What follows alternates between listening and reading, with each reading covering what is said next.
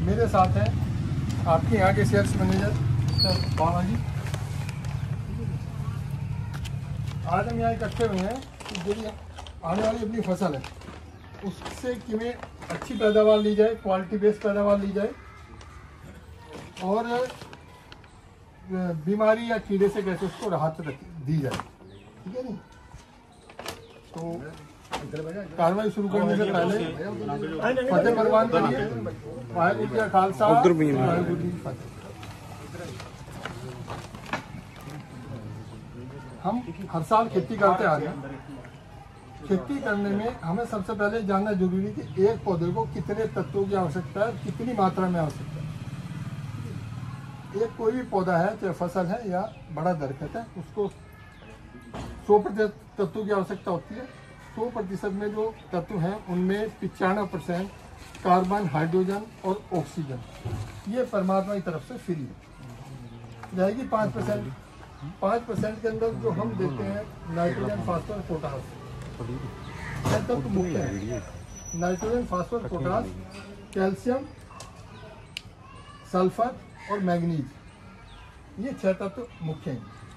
इनकी मात्रा आती है 4% में पौधे के। अब रह गया 1% के अंदर आते हैं मल्टी माइक्रोन्यूट्रिएंट्स, जैसे आपका जिंक होगा, आयरन होगा, boron, magnesium, molybdenum, boron, copper, molybdenum, इस तरह के 7 तत्व हैं मुख्य मल्टी माइक्रोन्यूट्रिएंट्स में। और अगर ये 7 तत्व नहीं है तो समझो पूरी फसल ना, कितना भी आप खाद दे लो, तो DAP दो, यूरिया देखते रहो, ना प्रोडक्शन सही होगा और ना ही उसका क्वालिटी बनेगी। बीमारी का अटैक और ज़्यादा है।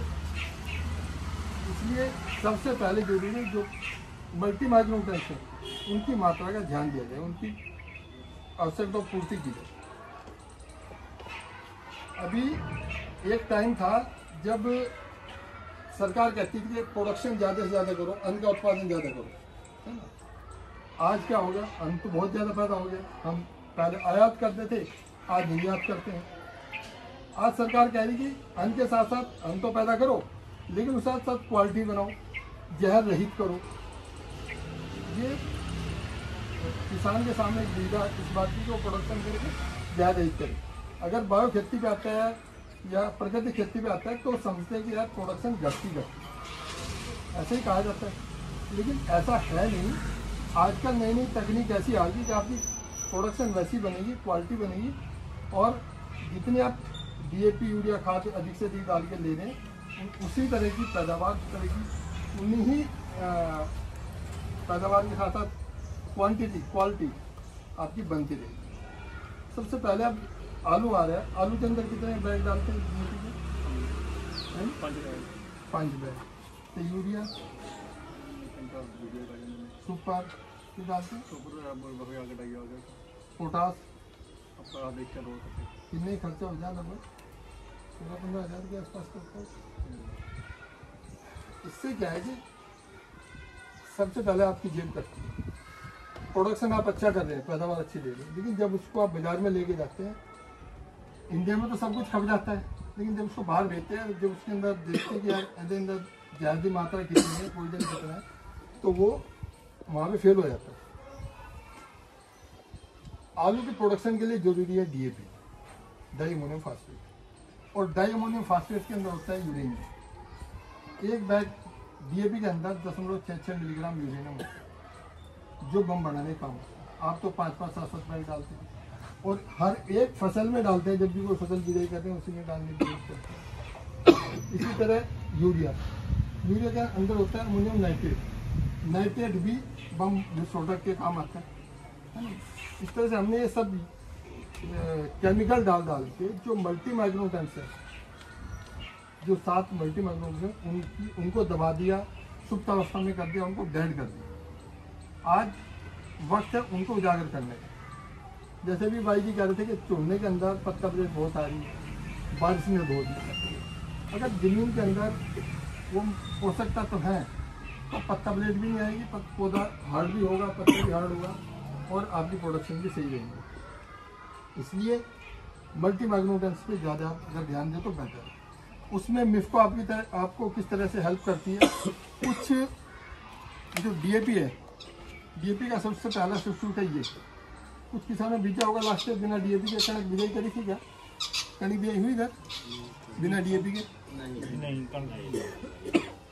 ये सुपर जिप्सम के नाम से, ये सुपर जिप्सम बेस है, ठीक है। कुछ लोग इसे समझते हैं जिप्सम, लेकिन जिप्सम नहीं है, ये सुपर है। और सुपर के अंदर, इसके अंदर लिखा है सल्फर और कैल्शियम। कैल्शियम एक ऐसा मॉलिक्यूल है जो किसी भी तत्व को, किसी भी खाद को मोटिवेट करने के लिए, इनके मूव कराने के लिए जरूरी है। कैल्शियम के बिना कोई भी खाद जो मूव नहीं होता, जड़ों तक पहुंचता नहीं, फसल तक लगता नहीं सही से। तो इसके अंदर हमने दो तत्व दिखाई दिए, सल्फर और कैल्शियम। लेकिन इसके अंदर जो 7 मल्टी मैग्नीशियम है, manganese, magnesium, molybdenum, boron, copper, iron, ये अपना मोलिब्डेनम, ये सारे तत्व इसके अंदर मौजूद है।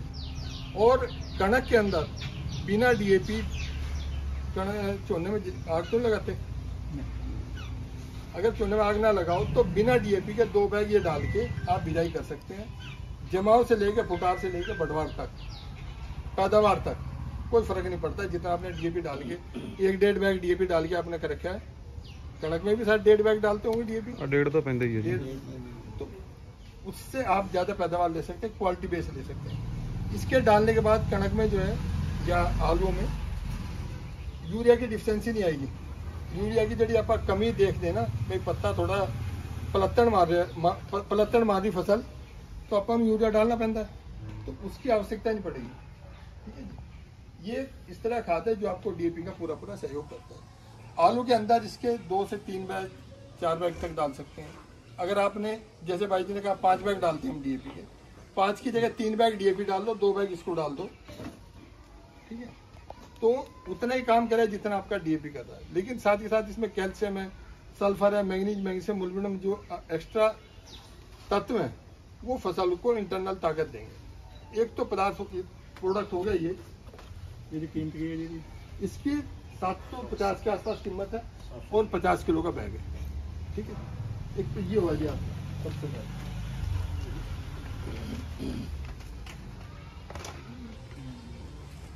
एक है ये पोटास। अधिकतर किसान क्या समझते हैं, पोटास चाहिए नमक मिर्च आला, 60% म्यूरेट ऑफ पोटास कहते हैं इसको, उसी को समझते हैं। 60% वाली, 60% वाले को एमओपी कहते हैं इसको। उसमें जो परसेंटेज लिखी है 60%, 100 किलो में 60% है, यानी कि 60 किलो है, ठीक है। जब अगर उसको जमीन पे समझिए कितना लगता है, 2 बैग तो डालते ही है पोटास के। तो साइंटिस्ट ये कहते हैं कोई भी आप केमिकल डाल दें उसका 25 से 30% तक फसल को लगता है, बाकी सब वो जमीन में जाएगा, वेस्ट होगा या एवोपरेट हो जाएगा, उड़ जाएगा, है ना। अगर आप देखें 100 किलो 2 बैग अगर हम पोटास के डालते हैं तो लगभग 18 से 20 किलो पोटास फसल को लगता है, ठीक है जी। अगर 2 बैग हम पोटास के डालते हैं तो 18 से 20 किलो पोटास फसल को लगती है। इसके अंदर ये केएमबी फर्टिलाइजर, वो बैक्टीरिया बेस्ड पोटास है, कोई सा भी खाद जो हम दे रहे हैं बायो नहीं है, माइक्रो न्यूट्रिएंट्स बेस्ड खाद है। इसके अंदर पोटास की मात्रा होती है 20%, 20 किलो पर बैग, ठीक है। जेडे माइक्रो न्यूट्रिएंट्स दूसरे इस बैग में होते हैं वो इसके अंदर है, manganese, magnesium, molybdenum, boron, copper जो है इसके अंदर। इसके साथ साथ इसमें है सीरा और बेसन। सीरा जो अम्लीय जमीन है उसको तंदुरुस्त करता है, उसको ठीक करता है। बेसन बैक्टीरिया को जिंदा रखता है, ठीक है जी। तो ये अगर आप 2 बैग उन 2 बैग की जगह डाल दें तो आपको पोटास के वैसे रिजल्ट आएंगे जैसे कि म्यूरेट ऑफ पोटास डालने पे 2 बैग डालने पे आपको आ जाएगा। उसमें मिलती है 20 किलो पोटास, 18 से 20 किलो टोटली। इसके अंदर मिल जाएगी आपको 40 किलो पोटास। पूरी सर कीमत भी ज्यादा है, माइक्रो न्यूट्रिएंट्स मिल जाएंगे। नहीं 1030 है, अच्छा उसकी कीमत भी ज्यादा है, 60% वो शायद 1750 का है, हाँ 2000 के करीब है जी। 1750-1800 जो भी है उसका। इसकी 1030 है, 1000 नहीं 50 किलो। है नहीं? ਉਹ 50 ਕਿਲੋ ਦੀ ਕੁਆਂਟਲ ਦਾ ਰੇਟ ਹੈ ਉਸ ਦਾ ਨਹੀਂ ਨਹੀਂ ਜੀ ਥੈਲੇ ਦਾ ਰੇਟ ਹੈ ਜੀ ਉਹ 50 किलो 1700 समथिंग जो है हाँ। तो वो 50 किलो का, ये 50 किलो 1030 का 50 का कुछ ऐसा पड़ता है। इनके 2 बैग अगर आप डालते हैं तो खेत में 20 किलो पोटाश जाएगी। ठीक है जी। एक बार तो मैं इनको बता दूं, फिर इन सब जो माइक्रो न्यूट्रिएंट बेस्ड खाद हैं इनकी क्या महत्व फसल के ऊपर पड़ती है वो बताता हूँ।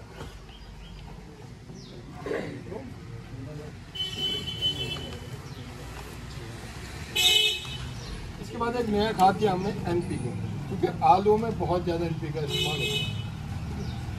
इसमें नाइट्रोजन, फास्फोरस, पोटाश तीनों ही चाहिए। इसके अंदर जो नाइट्रोजन, फास्फोरस, पोटाश है इसमें 18-18 है सारा। 18 किलो पोटाश है, 18 किलो नाइट्रोजन, 18 किलो फास्फोरस। आप DAP के 2 की जगह 3 बैग भी घटा देंगे और ये 1 बैग 2 बैग ये डाल देंगे, 2 बैग ये डाल देंगे, तो आपका जो खर्चा उससे लगभग 40% 45% का कम हो जाएगा, है ना। ऐसा कहते हैं जो दुकानदार है ना, ये दुकानदार कहता है मेरा नेट प्रॉफिट क्या है। किसान को माल बेच के नेट प्रॉफिट नहीं निकलता है उसका। जब मैं मटेरियल परचेज कर रहा हूँ कंपनी से, किसी दूसरी दुकान से, उस समय जो मैं बार्गेनिंग करके रेट घटा लूँ और उसको मार्केट के रेट पे बेच दूँ या 2 पैसे कम कर लूँ, वो मेरा नेट प्रॉफिट है। ऐसे ही अगर किसान समझे तो किसान की फसल का नेट प्रॉफिट या उसकी बचत क्या है। जब वो खाद अप्लाई कर रहा है, जब वो फसल बीज रहा है, उस समय जो भी वो सही से सही खाद डाल ले, अच्छे रेट पे रेट कंट्रोल करके डाल ले, जो भी उसका रेट बार्गेनिंग करके डाल ले, तो उससे उसकी फसल जो है उसकी पैदावार बढ़ेगी और नेट प्रॉफिट उसका बढ़ेगा। इसमें जहाँ ये NPK है, साथ के साथ ही मल्टी माइक्रोन्यूट्रिएंट्स है, बेसन है और सीरा है जी। सीरा आज की ज़मीन में जो हमने जो डाई और यूरिया दे के फसल को खराब किया है, उसको सफल बनाने में, उसको सही करने के लिए सीरे की मात्रा बहुत जरूरी है। ठीक है, ये है सर 980 का 50 किलो 980 का। दो थैले बैग दो। ये भी पोटाश है जी, SOP कहते हैं इसको। ये 50% है, ये 8 किलो पैनी है जी। इनकी बजाय अगर इसमें वो माइक्रोन्यूट्रिएंट्स नहीं है जितने की, इसमें सल्फर है 50% पोटाश है और सल्फर है 17.5%। जो एक्स्ट्रा सल्फर डालते हैं 700-750 का ਇਹਦੀ ਪੈਕਿੰਗ 50 ਕਿਲੋ ਜਿਹੜਾ ਨਵਾਂ ਕਹਿੰਦਾ हाँ 50 किलो।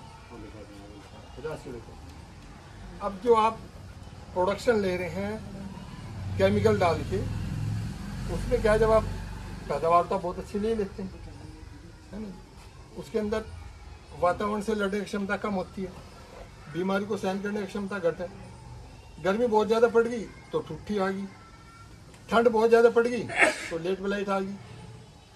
पत्ते काले पड़ते कि ना जी, आलू के पत्ते काले पड़ते होंगे, लेट ब्लाइट जड़ी। जो आप अधिक केमिकल यूज करेंगे तो उन बीमारियों की संख्या बढ़ेगी, मात्रा बढ़ेगी, पौधे के अंदर जो स्टेमिना है वो कम होती चली जाएगी और बीमारी को सहन करने की क्षमता कम होने के बाद वो प्रोडक्शन पे भी इफेक्ट पड़ेगा और आपकी जेब पे भी इफेक्ट पड़ेगा। ठीक है, अगर आप ये सब खाद यूज करते हैं तो आपके खेत में पौधे के अंदर बीमारी से लड़ने की क्षमता बढ़ेगी, पहली बात। दूसरी बात, प्रोडक्शन बढ़ेगी।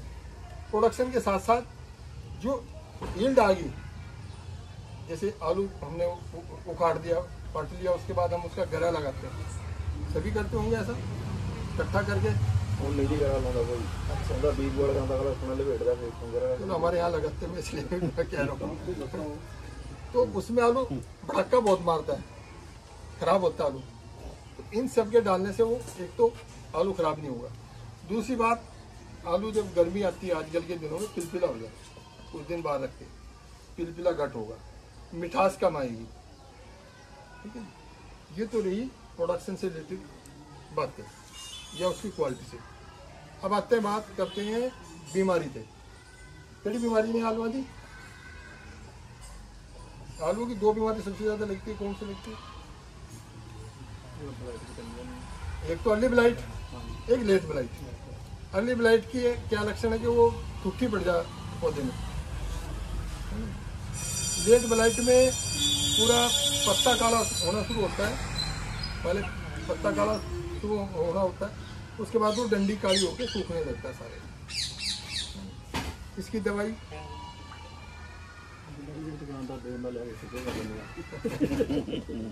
वैसे तो हम सभी डॉक्टर हैं, अब जितने भी यहाँ किसान भाई बैठे हैं, खासकर नौजवान जड़े ने, वो डॉक्टर से कम नहीं है। लेकिन इसमें भी अगर बुजुर्गों के साथ बैठोगे तो कुछ ज्ञान मिलेगा। एक अपने घर है दूध, अगर देसी गाय का दूध मिल जाए तो सबसे बेस्ट है, चाहे अर्ली ब्लाइट हो चाहे लेट ब्लाइट हो। सरकार तो कहती है आधा किलो दूध को 150 लीटर पानी मिला के स्प्रे कर दो, एकदम खत्म हो जाती है।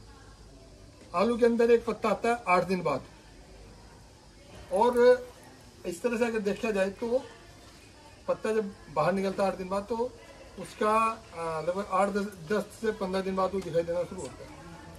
अगर जो ब्लाइट खत्म हो रही है उसके लक्षण देखने के लिए 20 दिन लगते हैं, 18 से 20 दिन 22 दिन लगते हैं कि जो पत्ता बिल्कुल बाहर आ जाए। 2-3 पत्ते जो दिखता है कि इसके ऊपर ब्लाइट है, नहीं है ब्लाइट, है ना।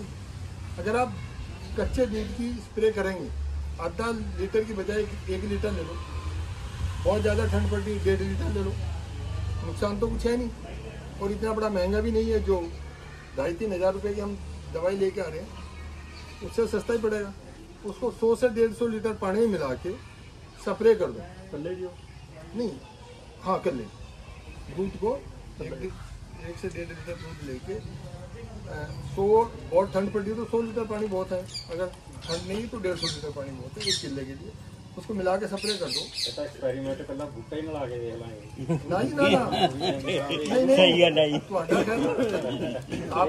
नहीं आपका एक्सपीरियंट नहीं है, वो एक अलग बात है ना। मेरे जैसा कोई आया होना आपके पास बायो की बात करने वाला, है ना जी। मैं तो प्रैक्टिकल करता हूँ, मैं भी किसान हूँ, आलू खेती करता हूँ। मुजफ्फर डिस्ट्रिक्ट मेरा गाँव है, ठीक है। गन्ना आलू हमारे यहाँ मेजर चलता है, पिछले 45-50 साल से आलू खेती करते आ रहे हैं। तो किसानों को यदि छोटी छोटी बातें बताए ना, विश्वास नहीं होता, क्योंकि जब जेब में पैसा आज बहुत है, वो तो टाइम रहा नहीं जब पैसा नहीं होता है जी। तो आजकल कहते हैं यार मैं दूध कहाँ से, कौन विश्वास करेगा, दूध पे करेगा काम नहीं करेगा। बिल्कुल हम रीडो मिल करने में खुश हैं, और जो दूसरी कैब्रियोटॉप वगैरह वगैरह कुछ करने में खुश हैं, है ना। महंगी होती है, लेकिन कोई भी दवाई जितनी बाजार में मिल रही है बीमारी को कंट्रोल कर सकती, क्योर नहीं कर सकती। आज का टाइम है बीमारी को क्योर करने का। हम स्वस्थ हैं, तभी हम स्वस्थ हैं इसलिए कि हमारी फसल स्वस्थ है ना जी। जो हम पैदावार ले रहे हैं वो स्वस्थ है, तो हम स्वस्थ हैं, तो उसको स्वस्थ, फसल को स्वस्थ रखने का भी हमारी जिम्मा है। तो उसके लिए अगर आप ये दवाई इस तरह की दूध वाली स्प्रे कर ली, एक बार आपने बीमारी खत्म कर दी, दूध वाली स्प्रे करके, फिर गोहे का जो आपने पानी तैयार कर रखा वो, या कई बार क्या आता है कुछ लोग दारू भी छिड़क देते हैं, मैं तो उसको रिकमेंड नहीं करता, लेकिन पाइया दपैया को जो डाल ही देते हैं, वो भी ग्रोथ प्रमोटर का काम करती है, आपकी यूरिया का काम करती है। दारू के लिए देसी बेहतर होती है वैसे, हम तो वही करते हैं देसी चिड़िया की, है ना। तो दूसरा डॉक्टर दूसरा क्या है कि गोहे का पानी, कच्ची लस्सी, अगर उनको आप डालोगे तो फसल की ग्रोथ भी बढ़ेगी, यूरिया की डिफिशिएंसी कम होगी, क्लोरोफिल की मात्रा बढ़ेगी, पौधे की ग्रोथ होगी। जैसा ऊपर तान होगा वैसा नीचे, जैसा ऊपर लान होगा वैसा नीचे तान होगा, ऐसा कुछ कहते हैं, है ना। तो पैदावार भी बढ़ेगी। दूसरी बात, आलू जो हम लेते हैं वो पकाने के लिए ले रहे हैं कि सीड के लिए ले रहे हैं? सारी लेने की, बाजार का भी, कच्चा भी, सीड भी, पक्का भी। एक और दवाई है, केमिकल है, लेकिन उसकी इफेक्ट बहुत ज़्यादा है। लिहोसिन कभी किसी ने किया है? लिहोसिन का इस्तेमाल कितनी आलू पकड़ दो 20 दिन पहले नहीं वो लियोसिन नहीं, वो लियोसिन नहीं। लियोसिन को करो आप 35 से 40 दिन पे बिजाई पे, 50 दिन से पहले अगर आपने पकाना हो, राशन के लिए तैयार करना, ठीक है। लियोसिन एक ऐसी दवाई है, बासफ कंपनी की आती है, ऐसी दवाई जो छोटे को बड़ा करती है और बड़े को रोकती है, टिल्लिंग की संख्या बढ़ाती है। हाँ, और अगर कोई यहाँ सब्जी खेती कर रहा है तो सब्जी खेती में घिया, कद्दू, तोरी, करेला, इसमें नर फूल बहुत आते हैं। फूल खेत तो दिखाई देता है शाम के टाइम भरा पड़ा है, सुबह देखते हैं हम खेत में फूल ही फूल आ रहे हैं, फल उतना ही होगा, लेकिन फल में कन्वर्ट नहीं होते, वो सारे नर है। नर को मादा कन्वर्ट करने में भी लियोसिन का काम है। ये एक ऐसी दवाई, इसको अगर किले में अगर 200 ml करो, जिसने सीड के लिए रखना है तो 200 ml काफ़ी है, एक बार करे 45-50 दिन के आसपास। और किसी ने राशन के लिए तैयार करना तो आलू अच्छा साइज लेना, अच्छी संख्या लेनी है तो भले ही 200 ml की 2 बार कर लें, 25 दिन बाद इसकी रिपीट करने की जरूरत है। ये है आपकी अच्छी पैदावार के लिए। जितना मेरे को समझ आ रही थी मैंने आपसे डिस्कस किया, विचार साझे करे। कोई सवाल आपका है तो दूर रखो। ये दूध की सुबह दूसरी करी है जी? हाँ मैंने करी, हाँ जी मैंने करी भी है, खन्ना कराई भी है। अच्छा, हाँ, खन्ना में 2-3 फार्मर गया क्या फर्क है ना? तो यार मैंने कहा खत्म है, वो फार्मर लेके आया था रिडोमिल समथिंग कोई दवाई, करजट कुछ ऐसी लेके आया था। एक ਹੁਣ ਆਪਣੇ ਮਿਰਚ ਹੈ ਜੀ, हाँ जी, ਮਿਰਚ ਦੇ ਉੱਪਰ ਤੋਂ ਟੁੱਟੇ ਸੁੱਕ ਜਾਂਦੇ ਨੇ, ਉਹਦਾ क्या कारण है? वो नीचे जड़ देखो जी, जड़ में पानी ना खड़ा हो रहा है। आज का टाइम जो है, आज का एक तो पानी का है, एक उसके अंदर जो जड़ है, जड़ में कुछ एक बीमारी आती है, अच्छा जी, गांठ सी पड़ जाए उसको, वेज बैक्टीरिया समथिंग कुछ है उसको बोलते हैं। ठीक है, ਉਹਦਾ क्या इलाज है जी?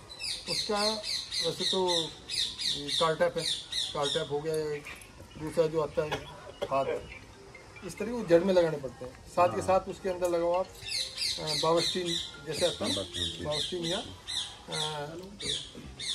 डुपोन कंपनी का एक खाद आता है, कॉपर ऑक्सीक्लोराइड, उसको लगाओ उसके जड़ में और पानी से रहित रखो। कभी कभी जड़ ਦੇ ਵਿੱਚ ਉਹਨੂੰ जड़ दे पानी घट दो, जो बारिश का पानी, जैसे बारिश का पानी खड़ा होता है ना सर, बारिश में तो पानी होगा, ठीक है, हम नहीं है वैसे। बारिश का जो पानी खड़ता है ना उसको एकदम बाहर करो और फिर उसके अंदर ये लगा के और बांध दो। और टुट्टी पड़ रही है तो शाम के टाइम उसको स्प्रे कर दो, बिल्कुल काम करे। और यार सवाल खेती करे अपना, वो सवाल तो आने चाहिए हैं?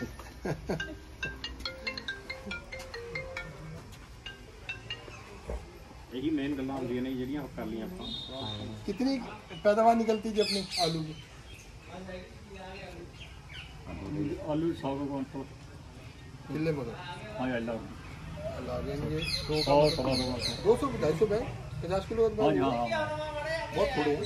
ਇੰਨੇ ਨਹੀਂ 200 180 ਸਾਡੇ ਬਹੁਤ ਹੈ ਵੀਰੇ, ਇੰਨਾ ਨਿਕਲਿਆ ਹੁੰਦਾ एकदम मध्य झाड़ में ਕਹਿਣ ਨੂੰ ਕੀ ਕੁਛ ਹੈ ਜੀ ਯਾਰ। ये एवरेज पाने ना 20-50 किलो जाते तो 180 तो रहते हैं। लियोसिन की स्प्रे करके देखो इस बार 45-50 दिन पे लियोसिन की स्प्रे करके करी होगी न्यूज़ से बहुत अच्छे से करी होगी, अगला है नहीं याद भी नहीं करी बैग इधर टेंशन करती है। ਕਈ ਵਾਰ ਅੰਗਰੇਜ਼ੀ ਚ ਨਾਂ ਨਹੀਂ ਯਾਦ ਰਹਿੰਦਾ। नहीं 70-75 दिन तो फिर आपने डोज बहुत ज्यादा डाल दी उसकी। लियोसिन नहीं करी आपने, बासमती करी है जी लियोसिन ने करी। अच्छा उसे सुखाने के लिए, चमत्कार ना करी वो काज के लिए तो उसके बाद कितने दिन रखा उसको? कोई 90 दिन से बटाई हो जाती है। तो इसको कम से कम 25-30 दिन 40 दिन चाहिए देने। उस समय तो जो नए बोर्ड्स थे, छोटे छोटे दाने, वो तो दाने बन ही चुके थे। किसी कंपनी की बासफ कंपनी का लियोसिन रेट महंगा होगा लीटर का 750-800 रुपये होगा आजकल। कितनी पानी जी किले की? 200 में।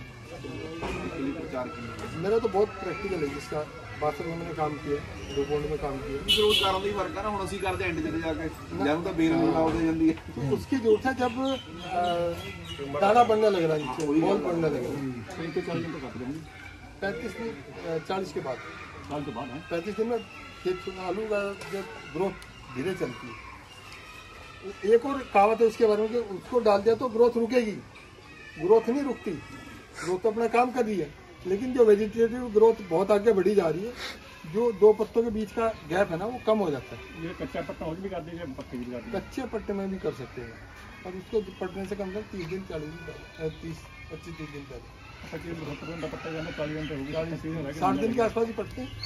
हाँ 70 घंटा पत्ता 70 दिन का आप उसको करते हैं। ये किसान मंडी लगती है यहाँ गोविंदगढ़ में, वहाँ जाते हैं सारे जो भी सब्जी का काम करता है। हाँ इन्हों का आलू भी कम आ जाता था। किसान मंडी यहाँ बाजार है। हाँ जी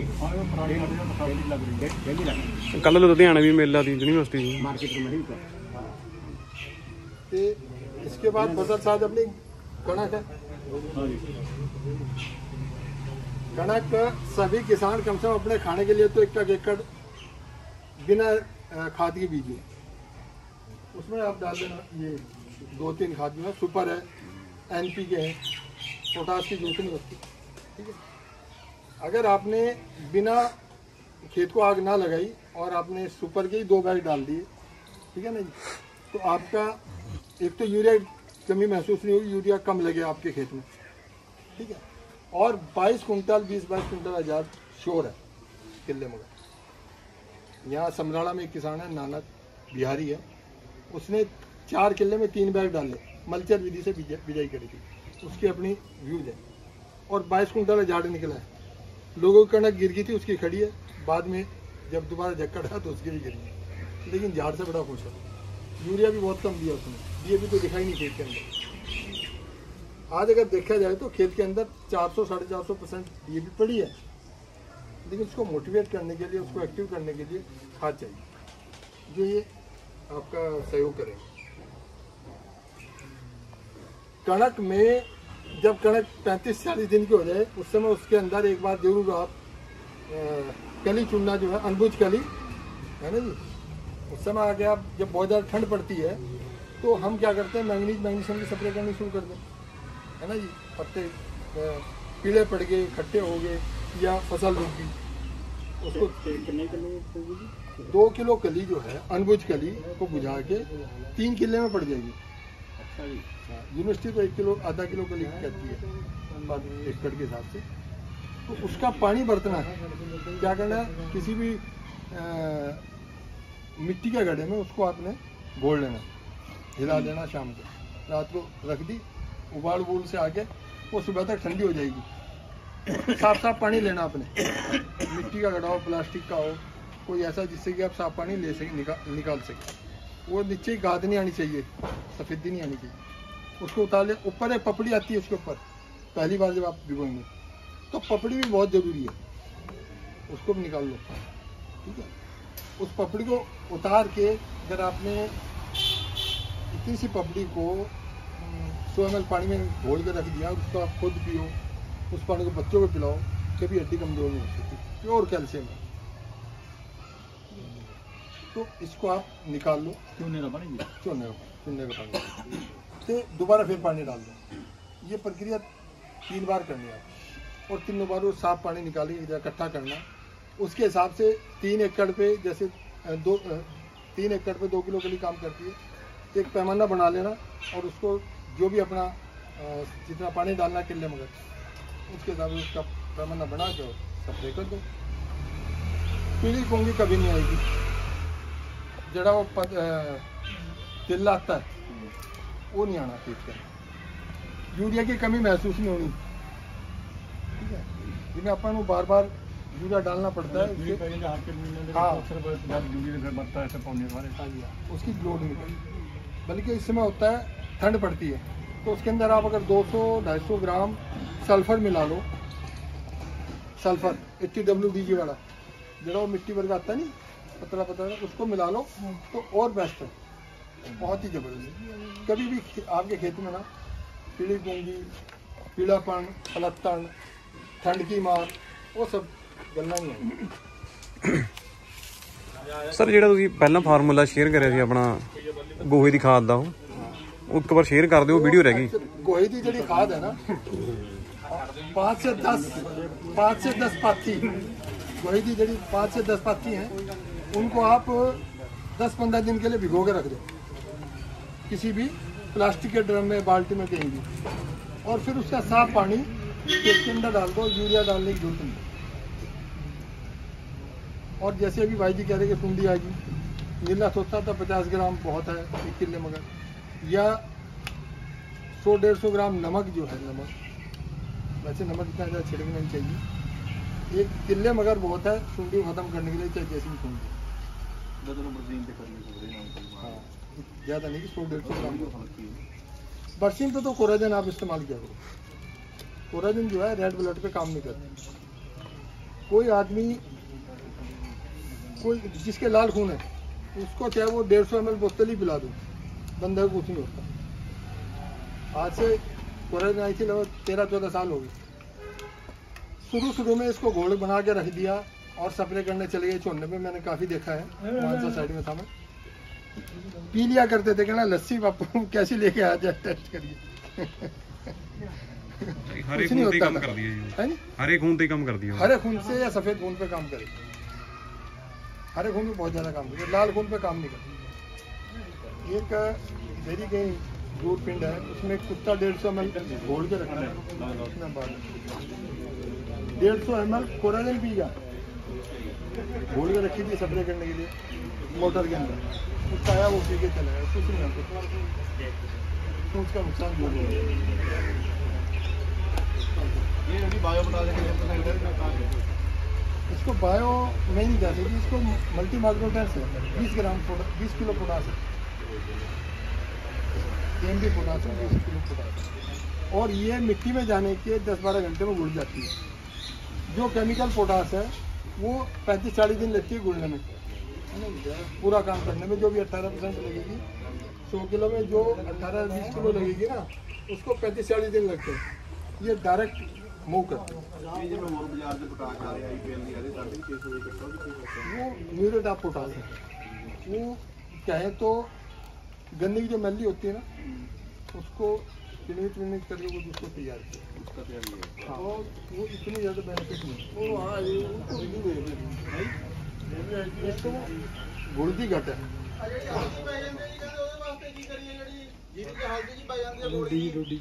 हल्दी जो पाई जाती है उसके लिए कॉपर की सप्लाई होती है भाई, कॉपर ऑक्सीक्लोराइड।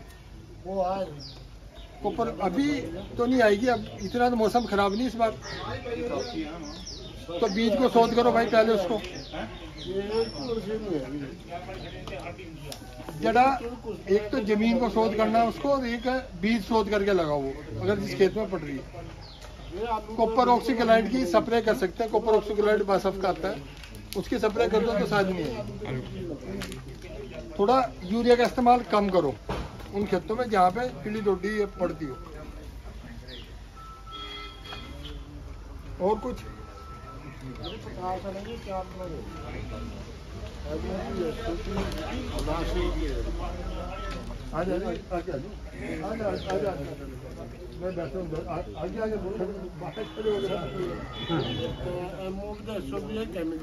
देखियो जी, ਜਿਹੜੀ KMB ਤੇ ਮਲਾਸੇ ਹੈ ਇਹ ਸੀਰੋ ਤਿਆਰ ਹੁੰਦੀ, ਉਹ ਤਿਆਰ ਤੋਂ ਤਿਆਰ ਹੁੰਦੀ ਹੈਗਾ, ਇਹਦੀ ਜੀ ਕੈਮੀਕਲ ਹੈ ਜੀ। ਇਹਨੂੰ ਤਿਆਰ ਕਰਨ ਦਾ ਤਰੀਕਾ ਵੱਖਰਾ। ਉਹ ਜਿਹੜੀ ਹੈਗੀ ਆ ਆਪਣੇ ਤਿਆਰ ਤੋਂ ਤਿਆਰ ਕੀਤੀ ਨੇ ਦੋਹੀ ਜੀ, ਇਹਨੂੰ ਸੀਰੋ ਤਿਆਰ ਕੀਤਾ ਜਾਂਦਾ। ਇਹਨੇ ਜਿੰਨੀ ਇਹਦੇ ਜੇ 20 ਕਿਲੋ ਪੋਟਾਸ਼ ਹੈ 20 ਨੇ ਕੰਮ ਕਰਨਾ, ਜਿਹੜੀ ਜ਼ਮੀਨ 'ਚ ਵੀ ਉਹਨੂੰ ਵੀ ਕੰਮ ਲਾ ਲੈਣਾ। ਜਿਹੜੀ SOP ਹੈ, ਇਹ SOP ਹੈ ਜੀ, ਇਹ 50% ਹੈ। ਇਹਨੇ 25% ਦੇ ਕੰਮ ਕਰਦਾ, ਕੋਈ ਵੀ ਕੈਮੀਕਲ ਹਾਫ ਕੰਮ ਕਰੂਗੀ। ਸਾਡੀ ਆਉਂਦੀ ਹੈ ਸਾਰੇ ਸਾਈਡ ਤੇ ਆਉਂਦੀ ਹੈ। ਜਿਹੜੀ KMB ਆ ਉਹਨੇ 20 ਕਿਲੋ ਪੋਟਾਸ਼ ਆਪਾਂ ਨੂੰ ਮਿਲ ਜਾਣਾ ਉਹਦੇ ਵਿੱਚੋਂ ਜੀ। ਜਿਹੜੀ ਆਪਣੀ ਧਰਤੀ 'ਚ ਵੇਸਟੇਜ ਪਈ ਆ ਉਹਨੂੰ ਵੀ ਉਹਨੇ ਕੰਮ ਕਰਨ ਲਾ ਲੈਣਾ। ਬਾਕੀ ਮੈਕਰੋਨਿਊਟ੍ਰੀਐਂਟ ਤਾਂ ਮਿਲਣਗੇ। ਜਿਵੇਂ ਆਪਾਂ ਆਲੂ ਦਾ ਯੂਰੀਆ ਲਾਉਣਾ ਪਹਿਲਾਂ, ਉਹਦੇ ਵਿੱਚ ਸਲੋ ਗਰੋ ਨਾਲ ਪਾ ਦਈਏ ਤਾਂ ਰਿਜ਼ਲਟ ਦੁੱਗਣਾ ਹੋ ਜਾਂਦਾ ਜੀ।